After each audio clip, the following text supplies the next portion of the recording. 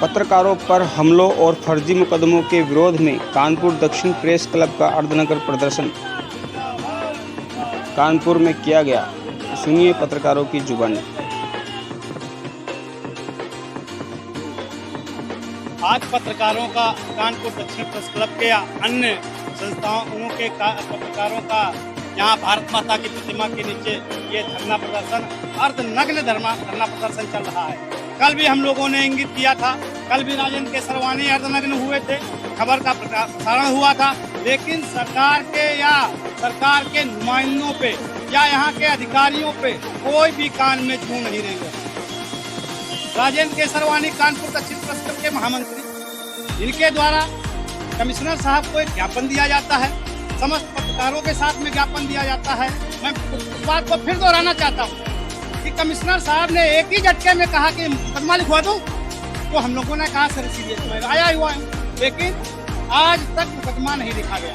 उन्होंने कहा कि आप लोग कोतवाली चले जाइए, कोतवाल साहब से मुलाकात कर लीजिए। हम लोग कोतवाली गए, कोतवाल साहब से मुलाकात की। कोतवाल साहब भी हम लोगों को पहले से जानते थे, लेकिन मुकदमा आज तक नहीं लिखा जाए तो नहीं लिखा गया।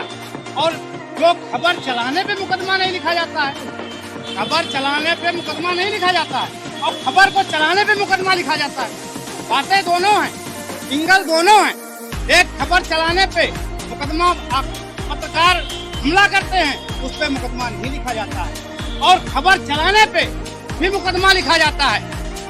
ये बहुत बड़ा जांच का विषय है। ठीक, आज हम लोग अर्धनग्न अवस्था में मुख्यमंत्री दरबार जाने वाले हैं और मुख्यमंत्री से भेंट करूंगा। जब तक मुख्यमंत्री जी नहीं मिलेंगे तब तक हम लोग लखनऊ से वापस।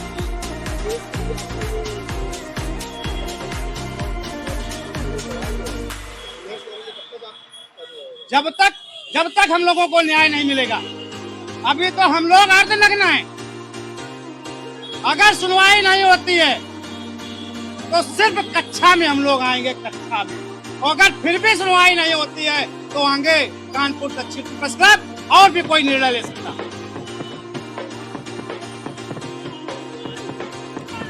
जैसा पत्रकारों ने अपनी बीती बताई, यह घंटाघर चौराहे पर पत्रकारों का अर्धनग्न प्रदर्शन कानपुर में हुआ। सीएम योगी से मुलाकात के लिए भी लखनऊ के लिए पत्रकार रवाना हुए।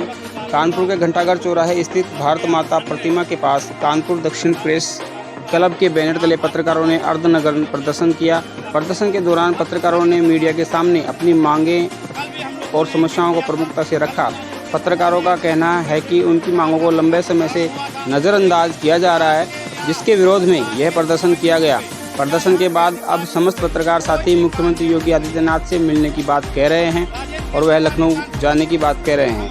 मौके पर बड़ी संख्या में पत्रकार मौजूद रहे और पूरे घटनाक्रम को लेकर हलचल बनी रही। आखिर पत्रकारों को सड़क पर उतरने की नौबत क्यों आई?